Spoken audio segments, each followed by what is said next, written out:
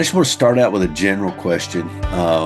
And let's get past that you're casting a damp sock for a fly all day and let's get past all the hype around muskies and these toothy fish. I want to talk straight up presentation here. So let's start with Zach, then we'll jump to Wade, and finally I want to hear from Shane. But what are the trees for muskie and which do you think produces the most fish in the net? Honestly, I wish I knew. It would help. It would help a lot.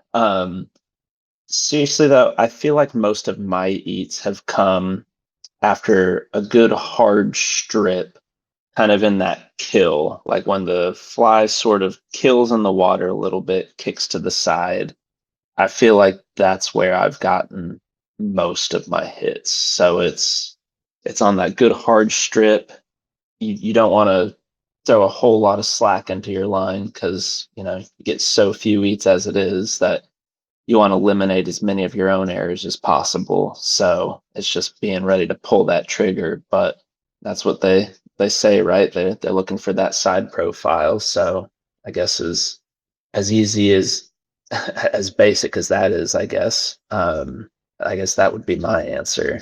So when you're talking about the kill, so you're fishing something that'll kick sideways, Yeah. and you're looking for that complete sideways kick out of that fly. Yeah, just something to kind of show off that broadside a little bit, give them something to target. Gotcha. Okay, that makes total sense. Easy kill from the side. Boom. Wade, how about you? Yeah, I agree with what Zach said. A majority of my eats have been whenever I'm killing it over to the side, trying to show side profile. I'm trying to get basically the fish to come up and T-bone it. Just try to make it as vulnerable as possible while trying to keep it away still. I might even do an underarm retrieve with a fly. So I'll tuck the rod and then just pull it slow and make sure it's swimming. And I'll do it maybe 2 or 3 times and hit it hard so it'll kick out. So I'm always trying to essentially walk the dog. A lot of people say that. And then a lot of the retrieve too will depend on the fish. If you get a follow, if it's aggressive or if it's just kind of lurking around doing musky things. We just kind of want to read the body language of it. If I got a fish that's aggressive on it, I'll probably speed it up a little bit to see if the fish will speed up as well. And if it does that, then I'll try to go to the figure eight and just watch how it goes. If it's kind of slacking off a little bit, then I might slow down the retrieve in the eight. Or if it's still hot on it, then I'll go a little bit faster and then kill it on the side as it kicks out like this, hoping to just make it vulnerable while still trying to keep it away. A good analogy I heard a while ago was kind of like you're playing with a cat. So if you make it easy for the cat to get the toy, then the cat's probably not going to want it. But if you keep it just enough away from it, you might get it to react and strike it. So that's kind of my game plan for playing with muskies. So I guess probably you're just keeping it away, keep it away, keep it away, and then stop it, turn it sideways, stall it for a second, and then hope for the eat right there. Exactly. Mm-hmm. Kind of like tarpon fishing. Keep it away, keep it away, keep it away, just out of reach. And then for whatever reason, they decide it's time. So gotcha. Or they just swim away. Exactly. More Yes. See often that than more not. often. Yes. So true.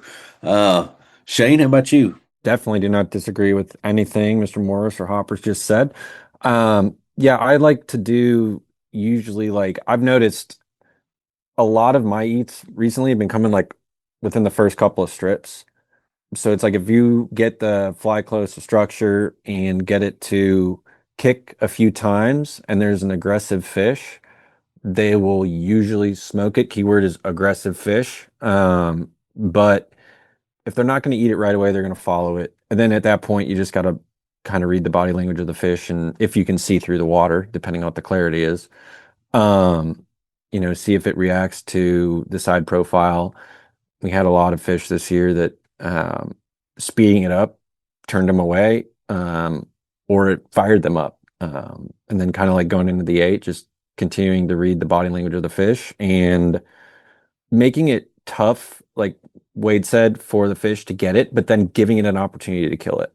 So these things, I mean, everybody's seen the videos on the internet of a muskie swimming around with like a little pike or something in it, or a smallmouth in its, jaws. And, essentially they just want to kill it from the side, hold on to it and then go and actually digest it. And so just kind of like playing with each fish as an individual is kind of the way that I found it to get them to light up or commit. Can tell a lot about a fish's mood. One of my buddies was saying that their tail tells all. So if their tail is like really like quickly moving, like very like excited, and typically those fish will eat. But if it's just kind of like following it, like kind of like just wagging at it and just like what's in my house, you're gonna have to do either change up the fly or change up the retrieve or just, you know, angle and presentation or something like that to get the fish to kind of smoke it. But sometimes they just don't want to do anything. They're just like wondering who's barging around their living room. Right. I get a lot of those. And who doesn't, It's right? the reason I don't sleep anymore. Exactly. Good information right there, especially for anybody that may have thought that they wanted to go out and chase a muskie. So let's go ahead and kick this thing off. So who are our guests today on this episode about fly fishing tournaments? We'll get to that just in a minute here, but from high atop the world headquarters of Southeastern Fly, this is the Southeastern Fly Podcast. Thanks for joining us on this episode. Feel free to share it with your friends and your fishing partners. Hit the like, click the follow, do all those things that everybody with a podcast always asks you to do. We're asking you here too, kind of helps us out just a little bit. Sign up for the Southeastern Fly newsletter and you can get a jump on the upcoming events and the upcoming episodes. It's available in the show notes where you are listening right now. All right, these three guys got together for a muskie tournament in Kentucky, the Kentucky River Musky Classic, a fly fishing tournament. That's a mouthful. Obviously, they're all good sticks, and I fished with Shane before, not the other two yet, and I say yet because I'm hoping to fish with both of these folks as well. They are a hog wild team. They fish from a Hog Island boat. And the reason why they're here is because they won the Kentucky River Musky Classic fly fishing tournament. The Kentucky River Classic is kind of a short, David's short for that. So I want to welcome to the podcast Wade Hopper, Zach Morris, and Shane Stewart. Hey guys, thanks for stopping by. Yeah, thanks for having us on, David. Glad to be here. Thank you. This one's going to be interesting. People either are really think they want to go catch a muskie and they probably don't want to spend the time that it takes. Although some folks have gone out in 20 minutes, caught their first fish, and I get that. But that's the exception, not the rule. Others think, well, it's too hard for me. You know, I don't want to spend the time, or it's just too hard. Those are two pretty good examples, but you know, you have to put in some time, number one, and then what y'all are doing is a musky competition, right? So you're competitively fishing. Soccer has some things that you have to do. Baseball has some things that you have to do to compete. Softball, all those tournaments have certain things that you have to do to compete at a certain level. They don't have a fish that may or may not eat at any moment. So competition in some things is healthy. In other things, you can take competition too far. For me, I said, I'm not going to compete whenever I start fly fishing. That was one of the deals that I made with myself. I said, I'm not going to compete in any kind of fly fishing tournament or anything like that because I know what I do. I know David, and David will spend every waking moment trying to figure out how to win that tournament. If it's for a mushroom, I'm there. I'm in it. If it's for a portobello cooked on over a campfire, I'm there. I'm going to try to win it. So I had to tell myself I'm not going to do that. But some of these muskie tournaments are not necessarily competitively charged events, meaning you're not necessarily there to have to win the tournament to have a good time. I guess that's what I'm trying to say. I want to pass this to Zach, then on to Wayne, then I want to hear from Shane again. I want to go in that order, and we'll switch this up for y'all that are listening. We're not going to stick with that same order, so you're going to have to pay attention. But as I've talked to these three throughout the past week and a half or 2 weeks or 3 weeks, however long it's been, I figured out that they all have good things to say that you can take out and use. Not only on muskie. I mean, they fish more than just muskie. They're in this tournament, so that's what we're bringing them on here for today. But if you just listen to some, for instance, they all had something good in that opening question that may or may not have pertained to muskie. And you'll just have to go back and listen to that. I caught a couple of things, and I was like, "Yep, that makes sense," and that also makes sense on smallmouth, and that also makes sense on some trout. So just something to remember there. So start with Zach. I'm gonna pass this on to you first. Tell us about the experience of fishing the Musky River Classic. I mean, I'm going to echo what you kind of kicked off with, though, that fishing tournament was never really on my list of things to do. I love the peace of fly fishing, just being on the water. But there's something appealing in the absurdity of building a tournament around a fish that just doesn't eat. So, I mean, your note about the competitive nature, like, yeah, we're all out there because we want to catch muskie, and and I mean, Wade and Shane can elaborate more on their feelings and everything, but for me, I'm out there because it's like a good reason to go just hammer some water for a couple days with my buddies, and you learn a lot talking to people. I mean, there were 34 teams with 84 anglers from 14 different states, covering 428 miles of water. And so you've got a lot of people who know a lot more about muskie fishing than I do. And I mean, whether it's the captain's meeting the first night or the banquet the last night, people are generally pretty open about, hey, here's kind of what we're seeing. And I mean, you're not getting spots or GPS coordinates or anything, but just as far as, hey, I really like these colors or these flies, it's a really cool exchange of information. And I mean, the guy who caught the biggest fish of the tournament was actually on Dave Huff's boat, and it's just like one of those things. Somebody plugs, what was it, a 47 and a half? Something like that. Like, how can you not be stoked about that? You know, you're out on the water, something like that happens, and you get to talk to the guy about how he did it. And it's just I guess kind of a roundabout way of getting back to, I'm not like a tournament guy, but it's so much more collaborative, I think, than probably a typical tournament. And I think Dave Huff and the whole Daniel Boone chapter of Muskies Inc., chapter 52, all do a really good job of sort of fostering that camaraderie around this fish that we're all bonkers enough to try to go chase after. You started off by saying it, but just hucking wet socks 2 days in a row, looking for toothy fish. So I think they do a great job organizing it. I mean, setting those tournament boundaries, like it's just an absurd amount of water. And I think just the way that they've gotten the word out there to get, you know, folks from 14 different states to come down and chase muskie and kind of put money into that community.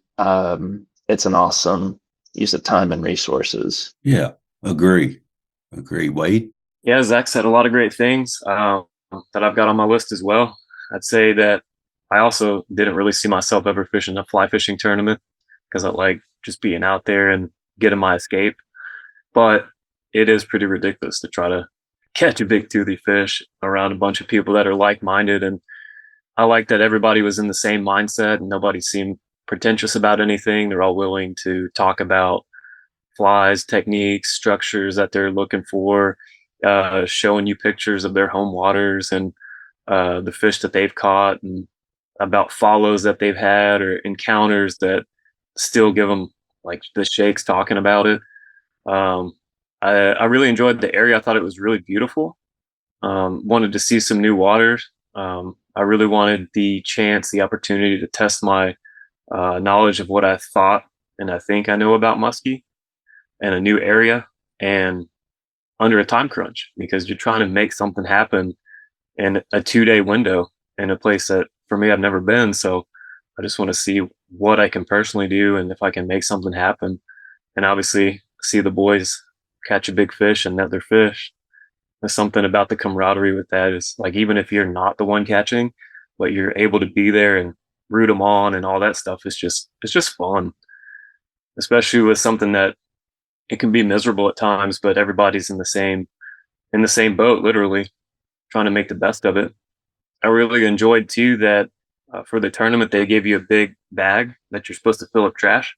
So whenever you're out at the ramps, the accesses, or going down the river, they want you to help clean up because they want the local community to see that yes, we are coming in town to fish for stuff, but we're also cleaning up and trying to beautify the area to do something positive.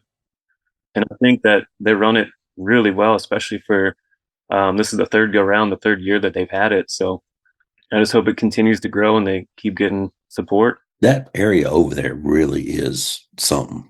Over in the eastern Kentucky, I guess, really is a pretty place. I have to say, Shane, let's hear from you again because I know you've got something.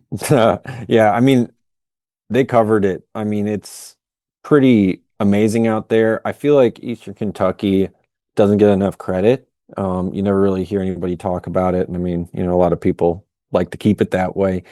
But it's super scenic. You're kind of like, I think one of the days we were out there, we kind of just kept going upriver trying to find some spots to hit. And we like crossed like one of the elevation lines where all of a sudden there were rhododendrons. Like you're up there. And the water is very, kind of like emerald blue. It's an awesome spot to fish. And I think all three of us, honestly, we really didn't, we've never really fished Kentucky aside from this tournament.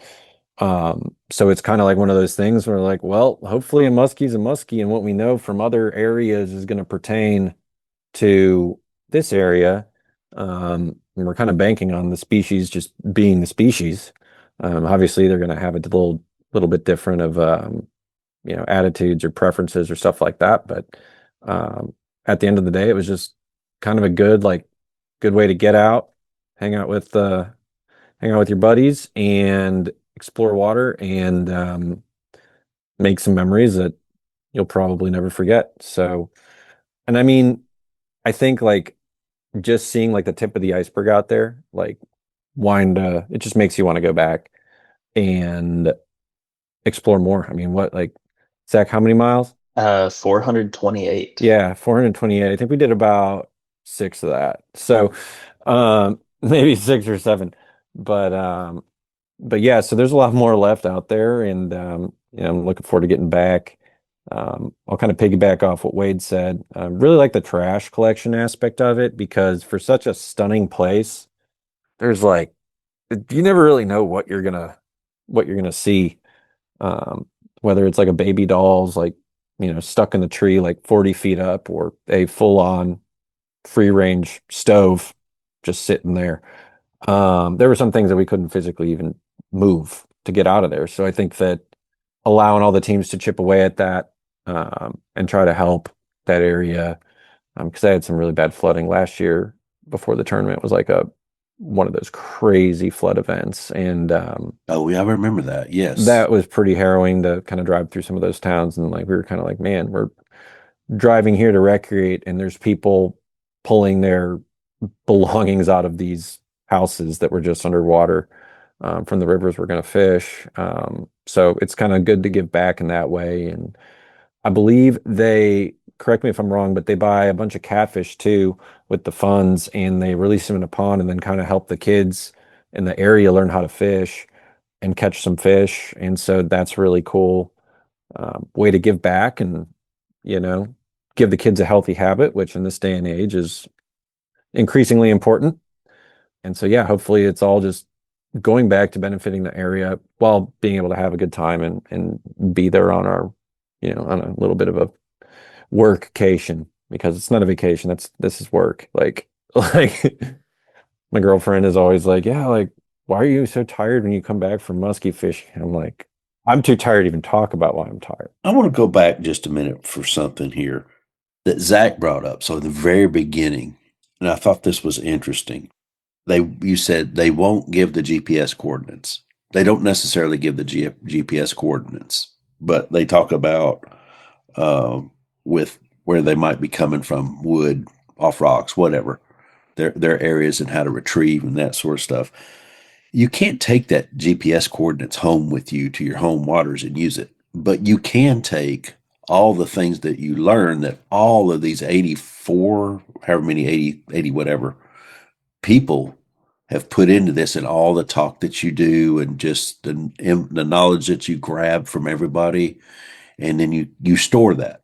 And as you store that information, your gut, which is to me your subconscious, will come in later down the line and say you should try this. You have no idea the reason, no reason comes to mind why you would do it, but this might work. But it comes from somebody telling you and you being able to store that and use it. So I think that's something that's kind of a byproduct of that you don't get from anywhere else. You got 80 however many teams throwing flies and giving information. I think that part's really cool. I mean, it's pretty insane that there's that many people that are all converging on an area, and they are versed in fishing for that species in so many different areas. So then you're starting to be like, oh wow, well what these guys from Pennsylvania are saying is very similar to what we've been seeing, down here in the South or up in Wisconsin. It's just you start to be able to draw parallels for the species as a whole. And I think that's like you said, that's like I don't even think Apple will let you text 84 people that musky fish in a thread together. It might be illegal, but it's a really good sounding board, and you learn a lot of things, and a lot of things are confirmed too. So it's kind of a lot of musky fishing is, am I crazy? Why is this working? Or have you noticed this? Or like, and through talking to all these folks, it kind of verifies, yes, you are crazy, and some of those things are true. Right. Exactly. Right. So let's move on to the tournament itself. I want to hear, we want to hear, I'm sure there's some folks out there listening to this that want to hear about it as well. We want to hear about the days fishing, the tournament, the differences, and that sort of thing. So this was a weekend tournament, and there were 3 days. Is that right? Well, no, there was you get there Thursday, and then that's like the captain's meeting where they go over all the rules and all that stuff. And then you get 2 full days of fishing. So when do you pre-fish it? We ended up getting out there. We left early Thursday and made it a point to essentially be there early enough to where we could go scout, look at some water, put the boat in and go kind of check some stuff out. Okay. So Shane, I want you to walk us through that pre-fish, how y'all went about that to get your information to what you were going to do. And then Wade, I want you to talk about day one. And then Zach, if you could talk about the second day of the tournament. So Shane, walk us through your pre-fish day as far as the tactics and the way y'all attacked that. Right. And so I'll kind of echo what we said earlier. Like a lot of, all of us aren't very familiar with this area. Zach and I fished this tournament last year with our buddy Mikey Allred. And David, I think you know Mikey. Yeah, shout out to Mikey. Yeah, big Mike. But yeah, no. So Mikey's very versed in that area. He's been spending a lot of time out there. And so last year he kind of picked the section that we fished, and I was just like, Mikey, just put the boat in the water and tell me where to cast, so this year we're kind of all like, spitballing on the drive. I think it's like a 4.5 hour drive out there. So we're like, well, do we do this? Do we do that? Do we go and check out new water? Do we go check smaller water? Do we go to the giant, lower sections? And so we kind of just settled on like, let's go check out the stuff that we did last year, because at the end of the day, Zach and I remembered where we had our activity last year. And so it's just kind of like a nice little sense of familiarity. So went and put the boat in and fished. I think we got there at about 11 a.m. Put the boat in. We were probably fishing by noon. And we kept, just hitting all these different pockets and stuff where we had seen fish last year. And the water looked great. We didn't move any fish for the first like 3 hours. And then we're like, well, let's go see if we can get up to this one creek mouth that we didn't have a chance to fish last year in that section. And so to get up there, you have to kind of like, well, you don't have to kind of like, you actually have to lay in the boat and get under one of these bridges. It's a low water bridge, and there's tons of like wood stacked up on it. So we were like, I think there was maybe like an inch above the motor cowling. And so we were all like laid down, and Wade kind of got us up under there. And we were able to get up to that creek mouth. And it was a weird thing. Like normally creek mouths are more clear than the river, unless it's starting, an event is starting. And so the creek mouth was cloudier, like more milkier than the main river. And so we were like, huh, that's a little interesting. And we kind of pushed up in there a little bit, and I made a cast like kind of to river left and was retrieving it, and it was milky. So I was like, oh wait, is that? Oh yeah, okay, there's a fish behind it. So fish followed it um into the 8, and kind of I started out just doing the same speed as the initial retrieve, and that he just kept about the same distance behind it, and then I started like speeding it up and kind of like pulsing it in the corners, and the fish just like lunged at it. I think Wade even grabbed the net when the fish lunged at it, and I barely felt it, and the fish just came off. And it's kind of a figure eighting on a fly rod is kind of like, who knows what's going to happen, regardless of Yeah, what the right. fish does. And it got off, and so right after that, I was like, okay, we didn't hurt him. Like I had never had that emotion to where like I wasn't disappointed that I didn't catch a fish, but like I didn't want it. That I mean, that fish could be worth some points in the tournament. So I was like, well, we know he's here, so let's just kind of respectfully back up and maybe go further up the creek, or just kind of do some different things. Now that we know we have like at least there's one fish that we had seen. We didn't see anything else the rest of that day, but then we kind of got back in a reasonable time, put the boat up, and then went over to the captain's meeting, where most of those 84 people were in there and munching on some pizza. And so then we kind of hung out with everybody and went and, you know, turned it in to get ready to go at it the next day. So, Shane, you said that you went and fished the water that you, Mikey, and Zach fished the year before.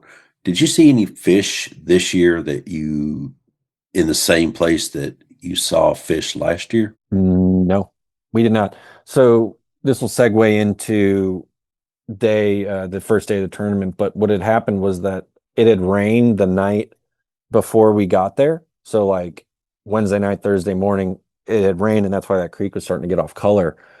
So I was very surprised that we had not, because it just looked too epic.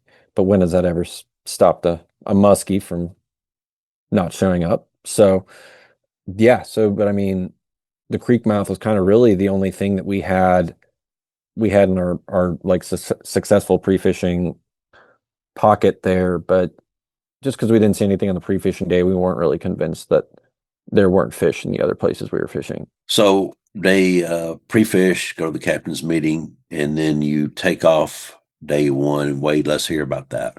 Yeah, so we woke up early and we immediately started checking the gauges to see what had happened, because the night before, people had already started talking about how gauges were starting to spike and how that could affect the water the next day. So we talked about ramps and accesses, and then where we could go. We ended up making a call to go to a place that we hadn't been before, a different access, but we heard it was kind of brutal if you could get the boat in, but it was worth it because it opened up about 20 miles or so for us to fish. And it puts us in the spot to be able to try and find the fish that Shane moved.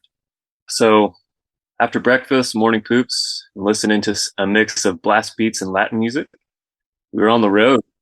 I do have a little ritual of listening to Clásicas Norteñas music, a little Mexican music. I love it when I go and fishing. I listened to that the other night. Yeah. That you sent. Yeah. Oh yeah. Yeah, I like it. Yeah. Get you pumped up, and we all just make a joke that we're making a peace offering to the musky gods. So we get to the access we are trying to get to, and it's in like a hairpin turn. So cock the forerunner over to the side, and I'm going to go down, and then we notice it's all just straight mud going down into the river. We're like, holy crap. Like feet of mud. Yeah, it was ridiculous. So we ended up getting out and walking it before taking the plunge. I think we spent about 30 minutes walking around trying to see like how we could even get the truck down in there and get it back out. We could see pieces of wood and big rocks that people had put in the ruts from previous outings. some previous dummies that had been there, just like us. So we made a call and put the 4Runner in 4-wheel drive and started to crawl down the hill. Surprisingly, stayed in control as we're getting down in there. Went off to the side a little bit and started to back the boat. We put everything in the boat, ready to go and launch it. Started to back up, throwing mud everywhere, all over the truck, all over the boat, just trying to push the trailer through mud to get in there. And we found just the smallest amount of water that we could float the boat in. And so we ended up pushing it off the trailer and I think driving the trailer out from underneath it. But yeah, we had to trim the motor up and everything. But that's what I love about the Hog Islands. You can just put them anywhere in like a little puddle and just you can go.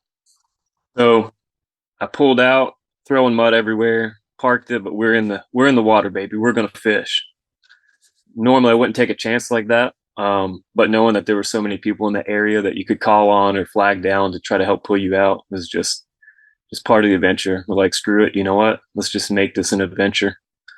As the sun was coming up, we noticed that the water was a little bit more stained than we were anticipating.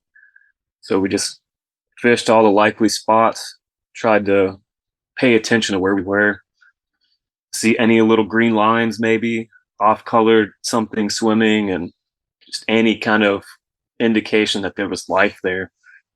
But we had a bunch of nothing. We couldn't tell if we had any follows. We got all the way down to the creek mouth that we had moved that fish the day before. Nothing happened. So typical muskie outing really is what we were set up for. Continuing to float down, continuing to structure fish for eddies, slow water, any kind of wood structure, good ambush spots that you'd normally find a fish, and it was tough. We get down to the bridge that we were talking about earlier. And we just had to make a decision because we didn't think we could get under the bridge, and if more water was coming down river, then probably we'd get trapped trying to get back up. So we talked about it for a while and decided we were just going to go back up river. And if anybody was at the access that we went to, we'd probably just take the boat out and go somewhere else. But if nobody was there, we're going to keep going just because there was several creeks above where we put in. So we ended up driving up, didn't see anybody, just gave each other the nod, kept going. And we were thinking the further upriver we were going to get, the clearer the water was going to be. But actually, it seemed like it was getting dirtier. That would have been exactly what I would have done. I said, let's go upriver because maybe it's cleaner. So we did that, and we were just getting beat down until we got to the creek that we were trying to get to, and it was crystal clear. So we ended up motoring up just a little bit and then drifting the boat down in there, rowing it, trying to be stealthy. We get into the creek. Shane puts a couple casts in there. Fish comes out following. Super stoked. Everybody was super excited to see the fish. Everybody got super focused, honed in because we needed this fish. So in typical muskie fashion, started a chant. We got assigned numbers 69, 70, and 71 as our fishing numbers. So we wanted the river to decide who angler number 69 was going to be. So I was on the oars just watching everything happen, chanting 69, 69, trying to get the fish to come back. Sure enough, it comes back and it smokes Zach's fly. We get it in the net. Oh, it was awesome. We were celebrating and wooing like a Nashville bachelorette party. Muskie love chants. They do, apparently.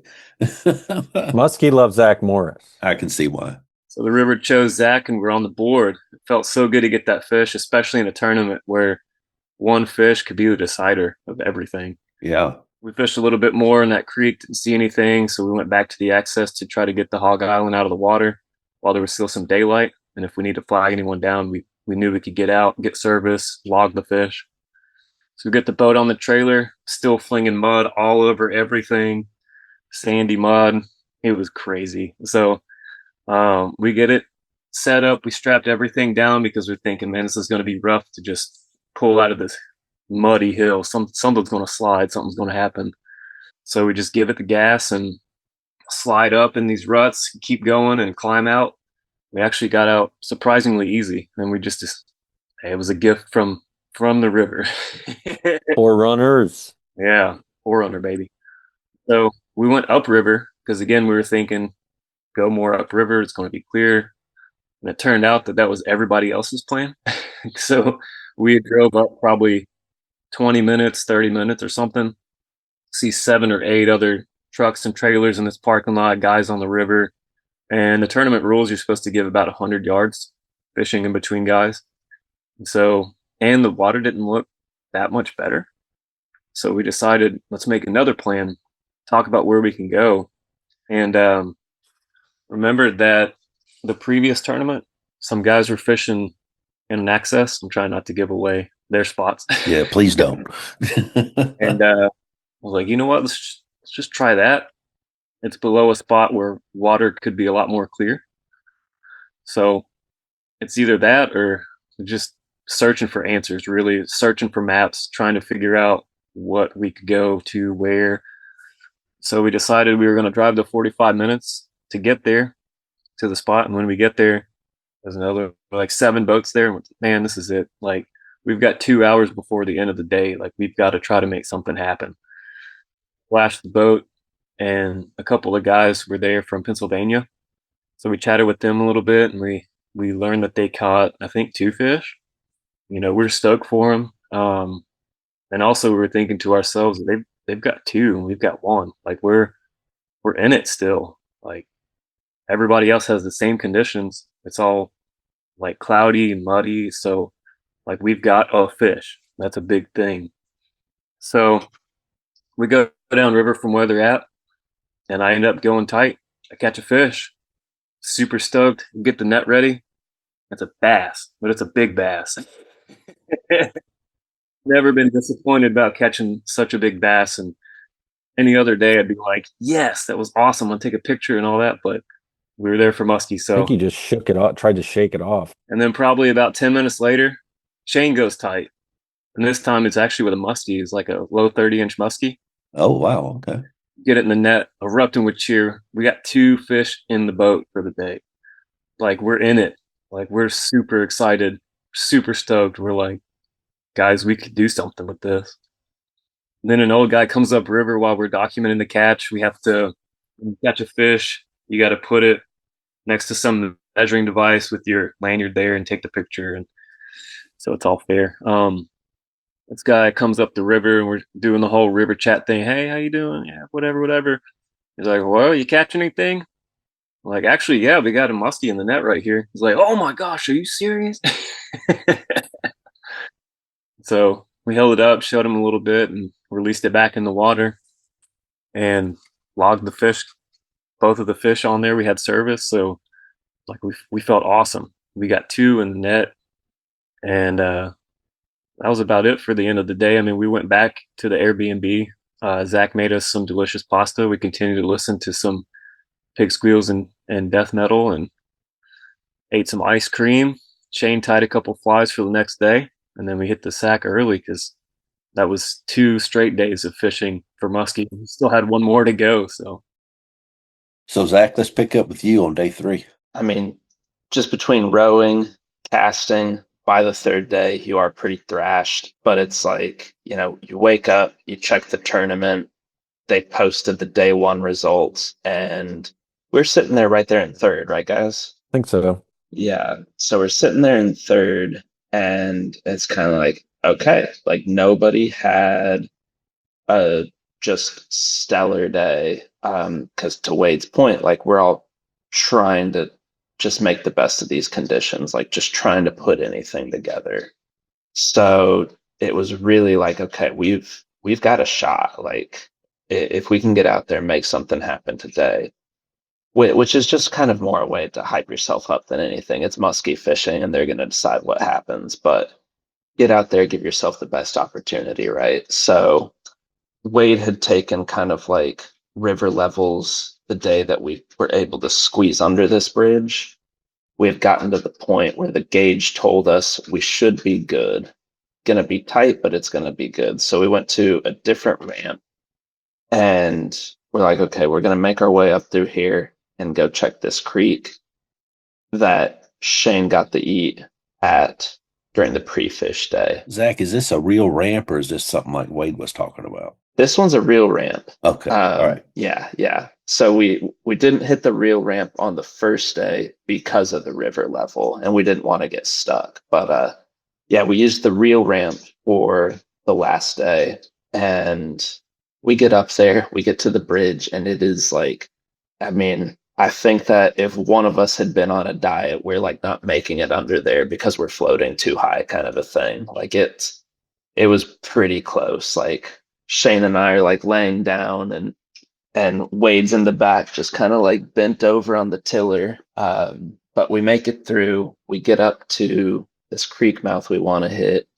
and we get up a little bit above it so we can kind of beat up this area that's super fishy on the outside, and then kind of push into the creek. Also, so you're not just like making noise on your way in there, right? So nothing's really happening on the outside. It's pretty stained again, not loving the color and everything. But we pull up into the creek and you can just tell like it's a defining line. Here's where the creek ends and the river begins.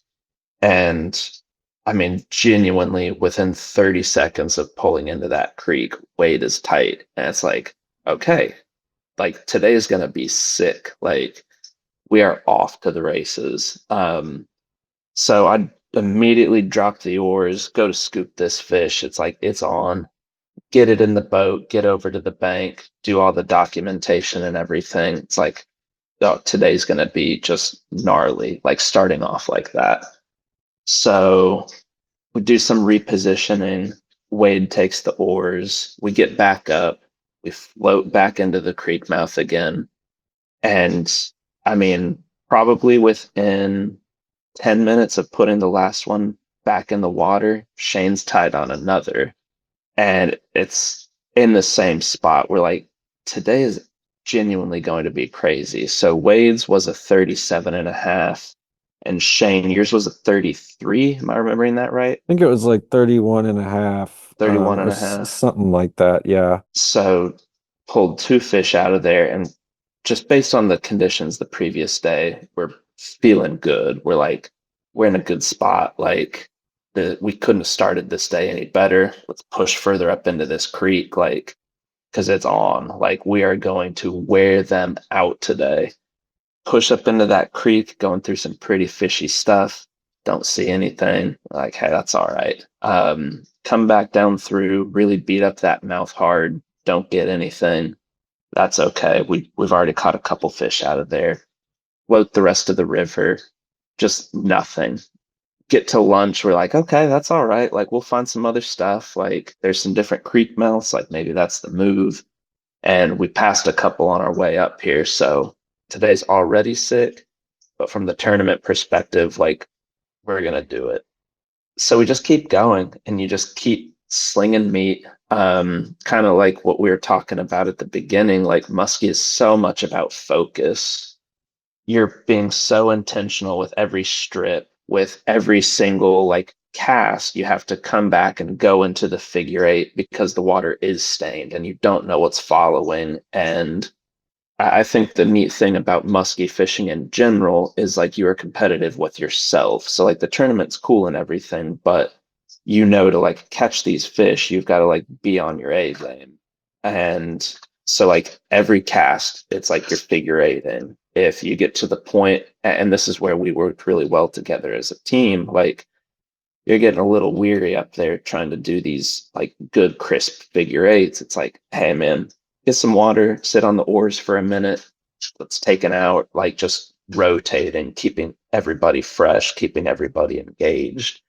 So, by taking that, you're casting for a couple hours and then you sit down and row for an hour, just kind of like get your mental back a little bit. But so we go through lunch, we get into another creek that's crystal clear, just like the first one. We're like, oh, there's tons of sunken timber in there. It's like, this is going to be money.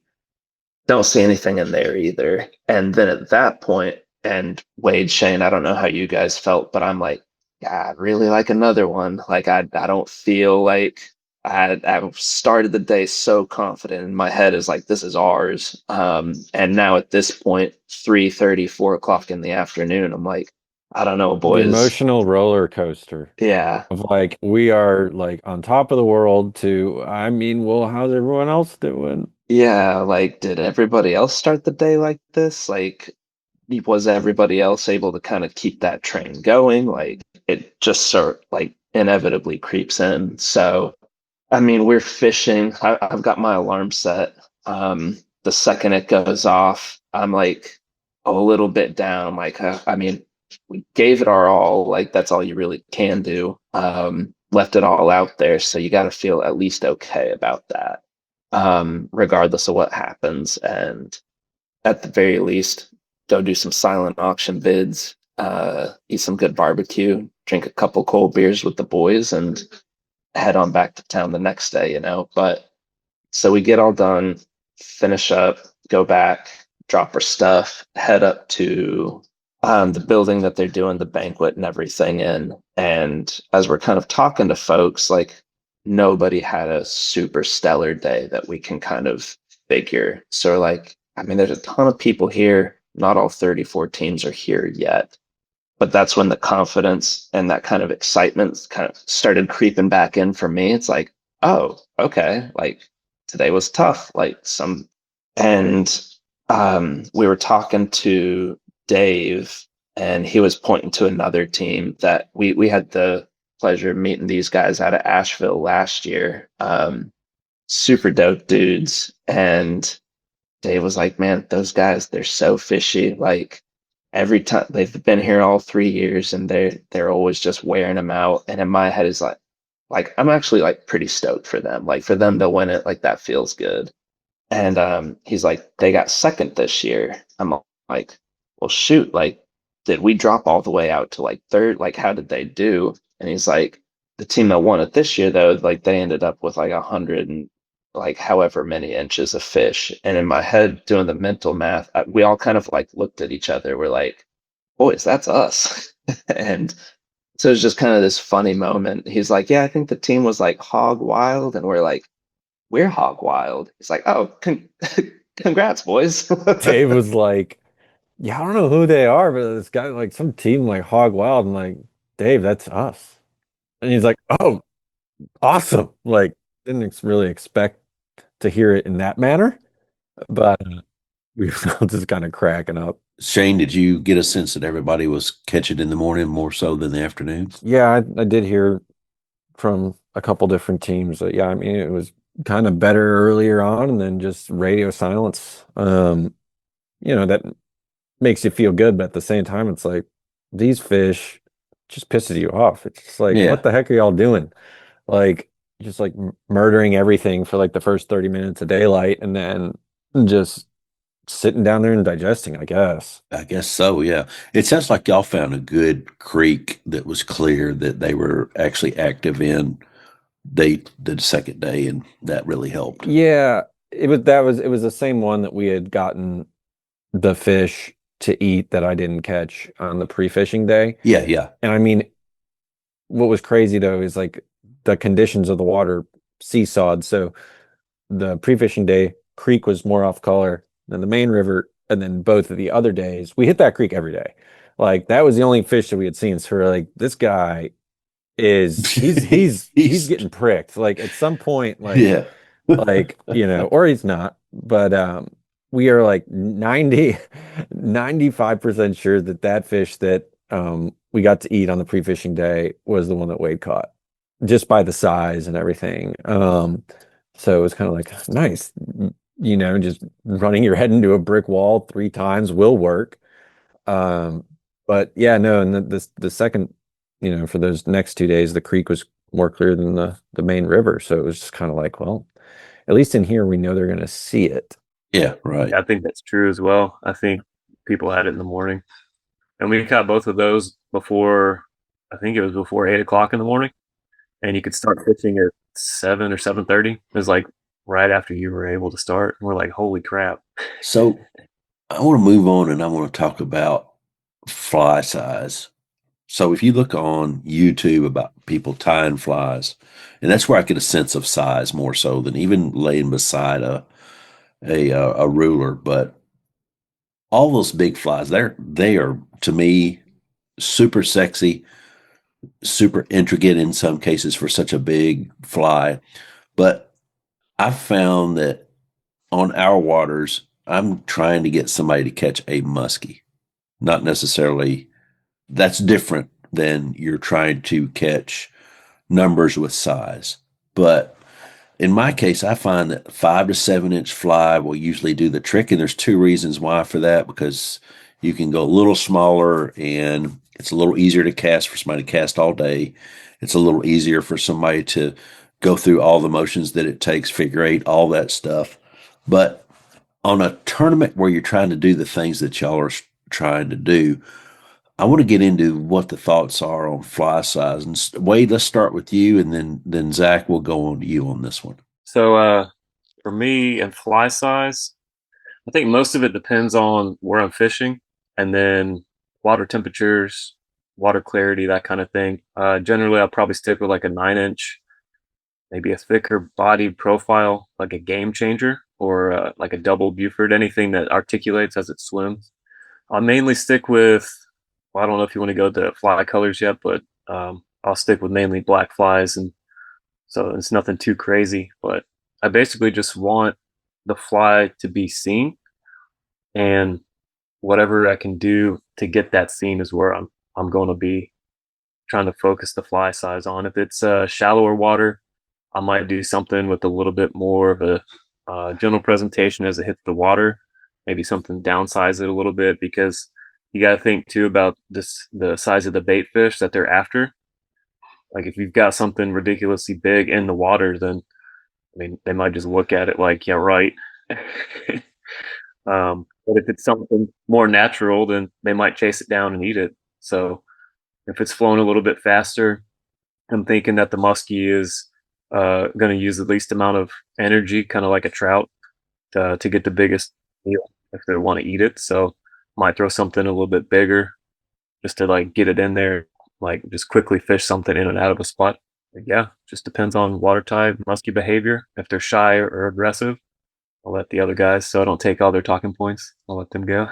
Zach, how about you? So, I mean, for me, like, I'm with you, David. Like, I've thrown those 5 to 7 inch, just kind of, I mean, like a white streamer pattern, and definitely caught fish. Like, just again, going back to the open nature and kind of the collaborative nature of this tournament, the guys who won it last year, I mean, they threw a 5 to 7 inch white bait fish and absolutely just destroyed everybody. And I think this is where I will succumb to those big sexy flies.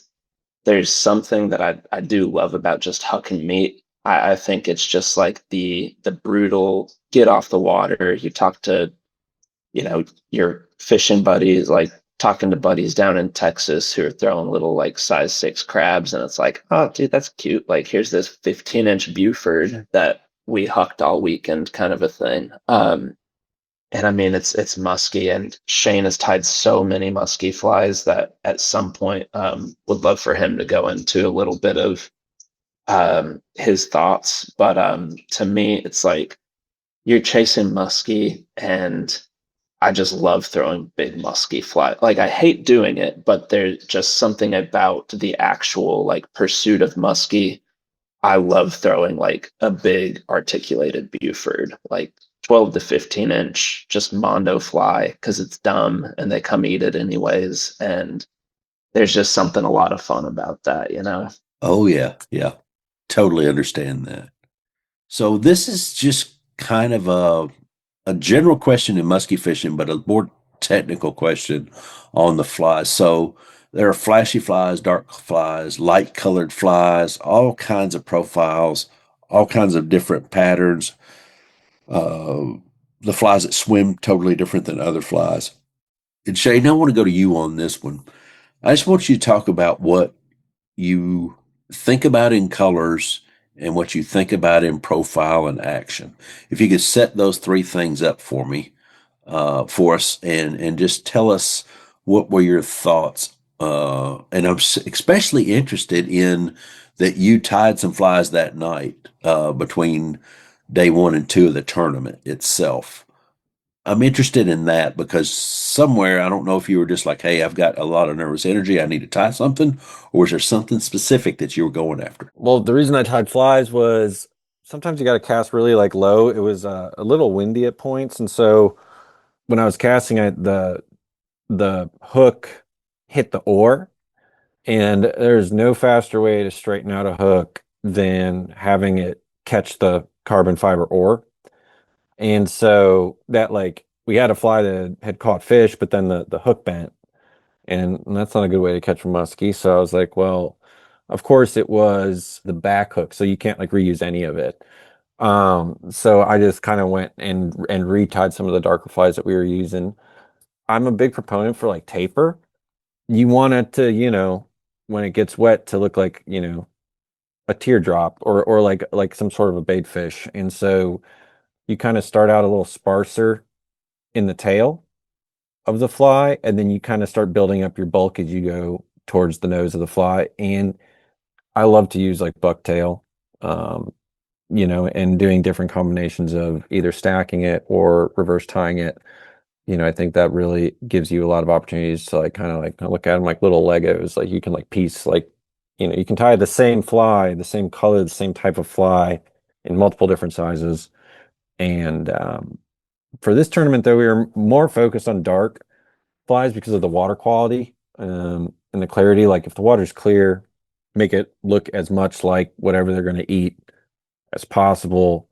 I've been kind of on this. It just keeps echoing in my head that muskie really like to eat smallmouth, but smallmouth are really hard to catch. So if it's like really clear, I'll try to do like some like olive and dark flies, like olive and brown or olive and black, to mimic the forage base. Because maybe a bigger muskie is gonna be interested in a bigger meal, kind of like what Wade was saying earlier, like just kind of make it worth its effort. And then like for like the kind of the smaller flies, I like to throw like lighter stuff, like kind of like a shad, make that look natural. But then when the water quality goes out the window, then you just go dark, just to no matter the size, just so that it's visible to them in the water. But yeah, and then sucker stuff and red horse and all that kind of natural tan brown stuff is I feel like you can never go wrong going natural. I had a couple of seasons where I only threw tan and brown, and I like pink a lot. Pink's good. And yeah, I mean I tend to just put like the same amount of flash in everything, and I'm more worried about profile and action of the fly. And like, does it carry water? Does it hold water? Does it push? Because when you want the fly to walk the dog, you want it to have like forward momentum. So you want there to be weight. So typically like putting a brush head in front of the bucktail will help the fly be more weighted and will like give it that momentum on those sharp strips to kick the fly side to side, which for the bigger flies is really important, like in my opinion, for those bigger flies to kick.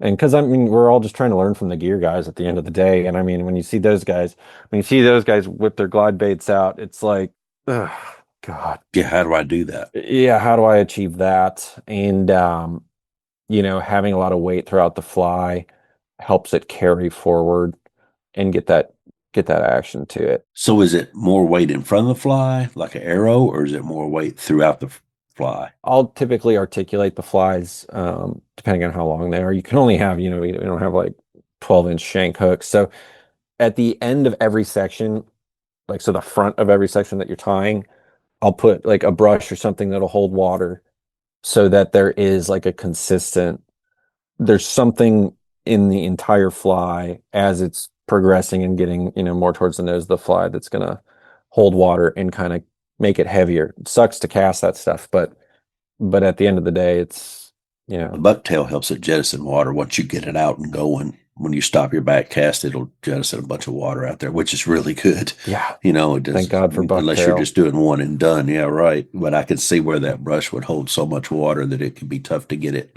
moving in the first place. So, Yeah, yeah, yeah. that makes total sense. And like I said, I think earlier, like a lot of the fish have been coming off the first like 2 to 3 strips.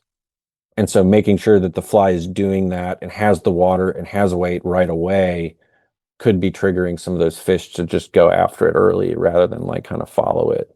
and kind of get skeptical. So Gotcha. I don't know. Makes sense. I'm very like paranoid about it or like superstitious, I guess. I don't know. It's like that thing isn't. I razor up a lot of flies. Yeah. Yeah.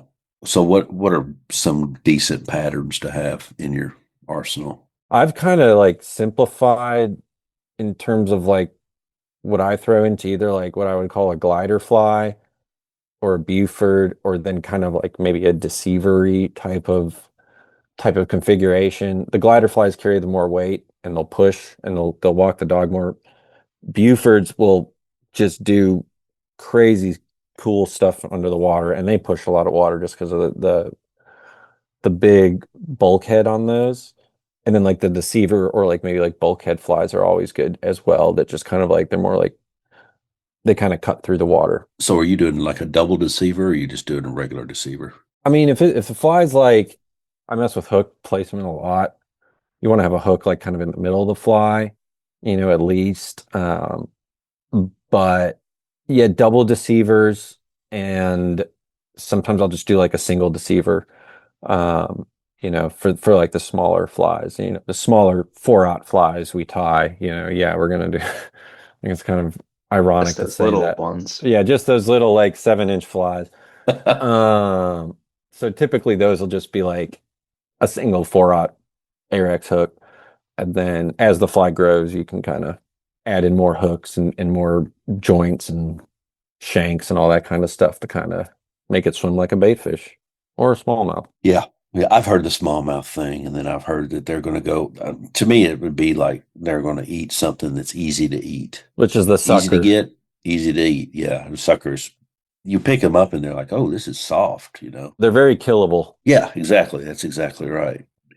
But I mean, maybe they taste good, maybe they don't. I don't know. I haven't eaten a sucker, so. Me neither. I refrain from it. But I do think like suckers are kind of like going to McDonald's, and then if you can get a smallmouth, you've got a T-bone at a Ruth Chris Steakhouse. Yeah. So I think that there is, but I mean, it's hard to get.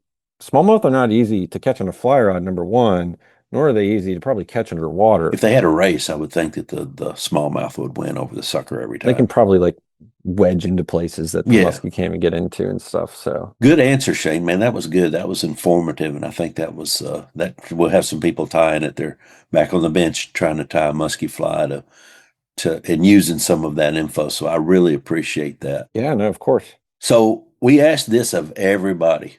So this is and I get way more people that come back and say, I used the places to eat whenever I went to fish there.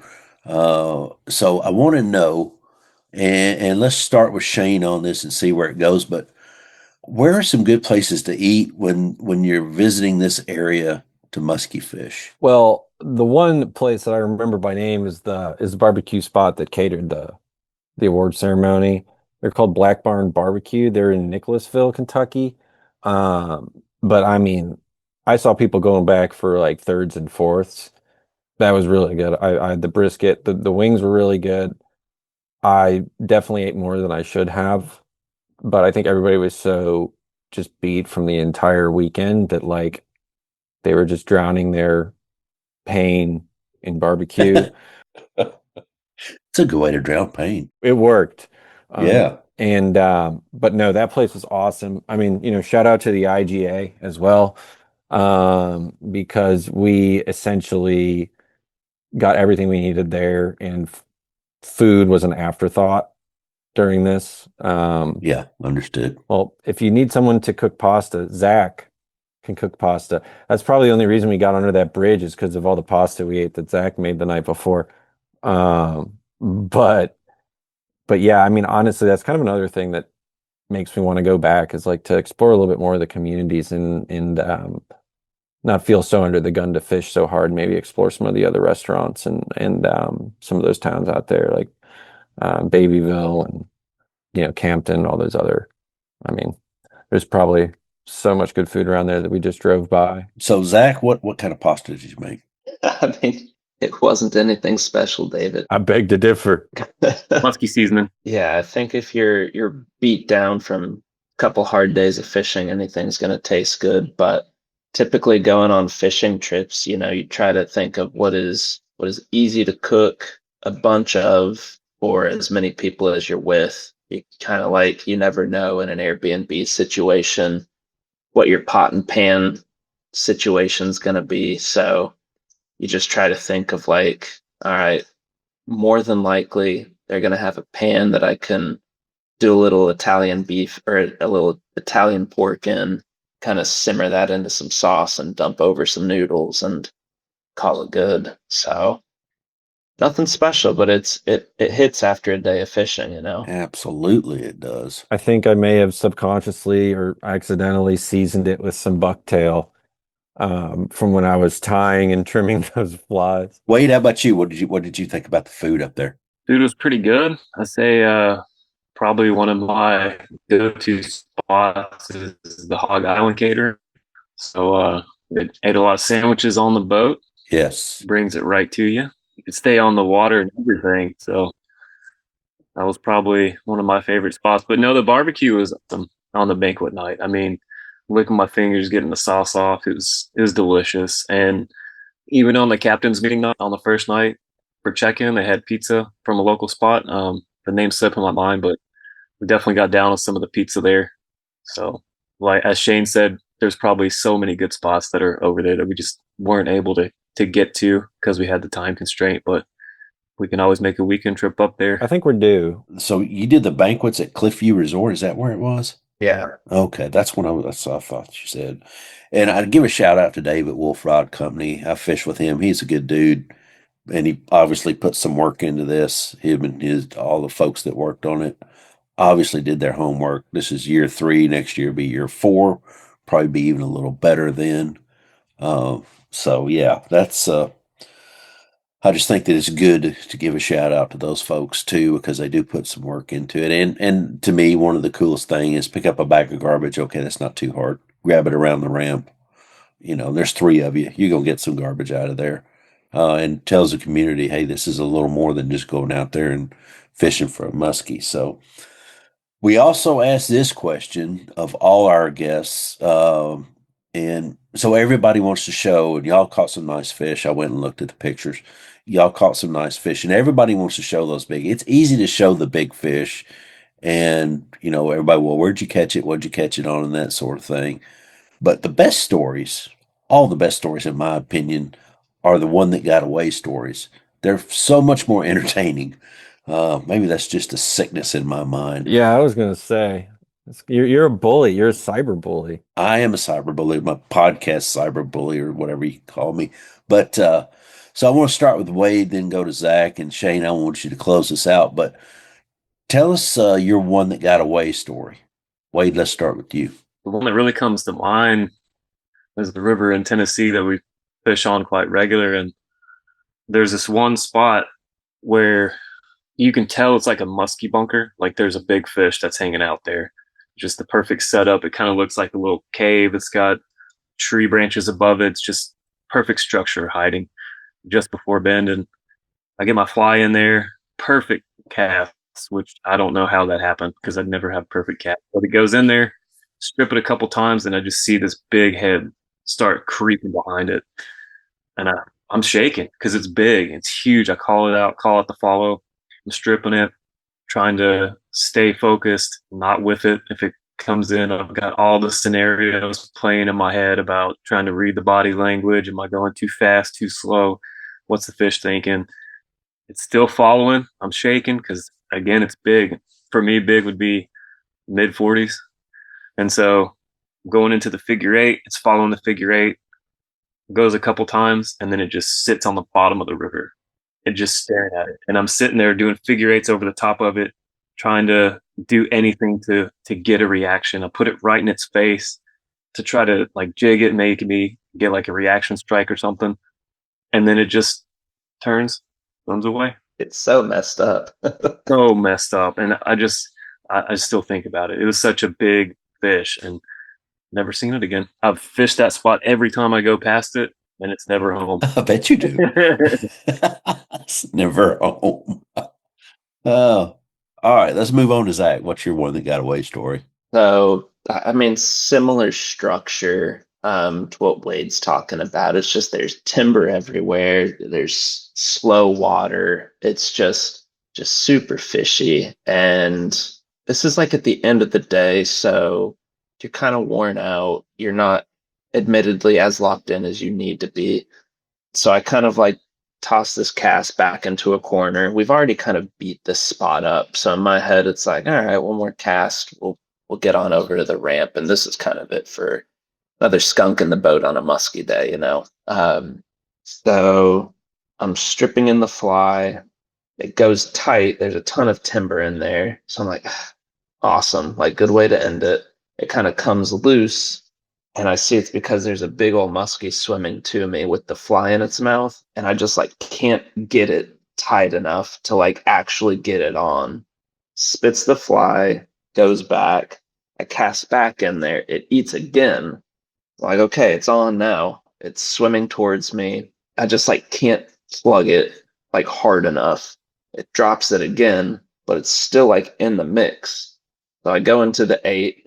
I can kind of like see it down there. I can see the discoloration. I'm like just chugging it around. And then somewhere in the corner of the 8, I feel it go tight again. And I'm just like trying to do anything I can to like pull that around and pull it up to put pressure on it.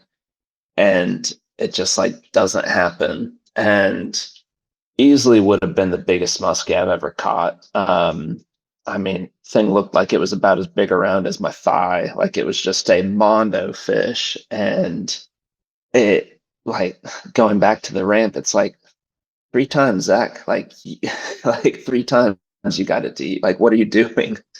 And literally every time since then, I've gotten a muskie to eat. It's like, don't do that again. So it's just crazy hard strip sets. Like that thing's either getting poked or I'm pulling the fly out of its mouth. Like there's no in between. And I close my eyes, I can still just picture all 3 eats and it swimming away. It just brutal. Man, I hate that. I'm sorry, Zach. That's terrible. Yeah, let's take a moment of silence. Yes, let's do. It's good to get that one out amongst friends Yes, it is. and Yeah, whoever's true. listening. I'm sure they're feeling the same way for you. All right, Shane, let's hear yours. So I was fishing with good old Mikey Allred, and this is a known spot. It's probably one of the most pressured spots in the river. And there's a giant there, and there's been a giant there every year forever, probably since before we ruined the area with dams and they were restocked. So we're getting up on it, and I make a cast, and there's like, as with any good musky spot, there's both wood under the water and wood above the water, and I get hung on like the overhanging timber. So I'm like, oh, whatever. And this is after a long day of like, we hadn't seen much. I think we had only seen a couple other fish early on. So it's like, and the water was really off color. So it was like, don't even know if anything was happening. We had no feedback. We didn't know if there was a fish following down low or whatever. So it's kind of one of those days like we were almost like pretty much ready to bail.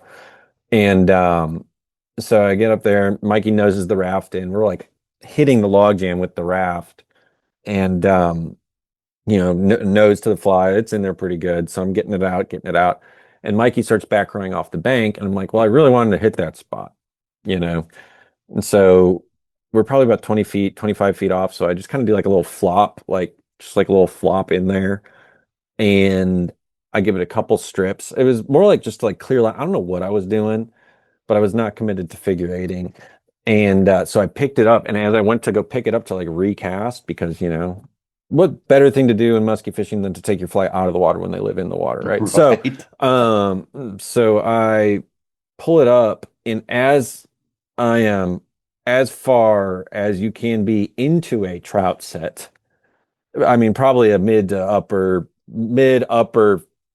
thing was 80 inches, whatever. This thing came up mid upper 40s and just smoked the fly. Like out of nowhere, like we had just literally ran the raft into the log jam where it was. It didn't care. Maybe it made it upset, but or maybe wanted to eat the raft. I don't know. But this thing came up, ate it, and I gave it all. I was like, I mean, this was the biggest trout set of my life. And I've, had a few good ones of those, but the fish is on, and I can see the fly just barely on the outside of its mouth. And so I'm like, in my mind, do I just hit him again? I feel like if I hit it again, it's going to rip it out. I'm like, or do I just kind of be happy with that, with what I've got and just like kind of just do more of the even pressure, kind of like fighting a trout with a dry fly or something. And so I'm like, well, I don't really know what to do. So we just kind of went with it. Mikey drops the oars, gets the net. We're sitting there fighting. It comes up, whatever. I had it on for probably about a minute and a half. And it was pulling line. And sometimes like when people are like, oh, muskie don't fight, like you just got to kind of write that off because I've had some of the craziest battles of fly fishing ever with muskie. And so this thing's taking line. We get it back close. It like levitates up to the top of the water and just starts gator rolling. Oh, nice. And I mean, it's just thrashing. And so like the fly popped out. And this fish was so beside itself, it didn't know what happened. It sat there on the surface for probably about 3 seconds. And if we were 10 feet closer, Mikey could have netted that fish. But he just sat there and was like kind of like looking around like, what? And then he just levitated, just sunk straight to the bottom of the river. And Ghost for a while, never to be seen again. our group of buddies has been trying to stick that fish for like, years. And leave it to me to trout set it. Happens to everybody, especially if you're in a situation like that. I mean, if I bumped up against a log, Yeah. I'm thinking, I mean, come on. yeah, I'm not going to, there's nothing in there. If there was, it ghosted and I will never see it again. But that's musky fishing, like in a nutshell. Like, Yeah, it really is. I agree with you. like why not at this point, I think you have them patterned and then they do a complete opposite and you would have never known. Exactly, Wade. Or you have one following and someone creaks the oar just the wrong way and they're gone. And then, you Right. just bash into their home and they're like, whoa, like, and then they eat. It's just like, you just got to go and you just got to fish. That's it. You got time on the water. Mm-hmm. Time on the water. Y'all mentioned earlier about making sure that you're fishing the fly. You're not just pulling it back, trying to get your reps in. That whole 10,000 fish at 10,000 casts or whatever, you could do that. I mean, you could have a fish of 20,000 casts if you don't ever strip correctly or present the fly correctly. Every one of these episodes of any kind of fishing, somebody always touches on the presentation. Y'all did that real early in the episode about trying to make the fly do certain things, and we were talking about day 2 of the tournament. I think Wade, you brought it up of swapping out, making sure you're fresh.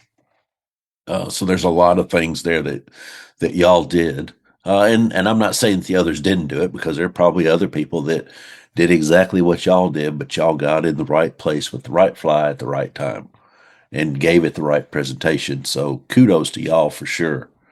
So good information too for everybody listening out there so far. It's been there's a ton to digest. Whether you fish for muskie or not, there's a lot of good angling techniques in here and thoughts and processes that go through somebody's head that went through y'all's head and that y'all spoke of whenever you were talking that can be used anywhere. I mean, on any type of fishing, whether it be trout fishing with a fly rod or bass fishing, even with a dare we say spinning gear, it doesn't matter. I mean, it's still the same thing. Or gar fishing with a rope fly. Or gar fishing with the rope fly. That's a whole different episode, Shane. But yeah, I mean, there's a lot of technique there, and the technique really for gar fishing with a rope fly is how do you get the deadgum rope out of their teeth once it's in there. Make sure you got some sharp scissors. Yes, that's a big thing, and more rope flies. Yes, and somebody to hang on to the fish while you do rope surgery. Usually that's our buddy Corey Fisher.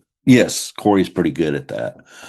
All right, guys, let's close this thing out. What do y'all say? Let's do it. Yeah, sounds great. All right. Thanks, everybody, for joining us on this episode. Feel free to share it with your friends and fishing partners. Hit the like, click the follow button, sign up for the Southeastern Fly newsletter. It's available wherever you just listen to this podcast. And when you get a chance, if you could give us a positive review wherever you're listening to this one, that would be awesome. So who were our guests today on fly fishing muskie tournaments? These 3 guys got together and won the Kentucky River Classic. They are Team Hog Wild, and they fish from a Hog Island boat. And Wade Hopper Zach Morris, Shane Stewart. You can find them all on Instagram. They are Hog Wild. Guys, thank you for stopping by and talking with us about muskie. Really appreciate it. David, really appreciate it, man. Pleasure to be here. Yeah, glad to have y'all. We if you win again, let's have you on again. Sign me up. Next year when you win again, let's do it again. Yeah, we'll go hog wild again. Yeah, go hog wild again. Also want to give a shout out to Black Barn Barbecue, Wolf Rod Company, and Cliffview Resort for all their work in the tournament. And you just listen to Team Hog Wild, fly fishing muskie tournaments on Southeastern Fly. See you next time.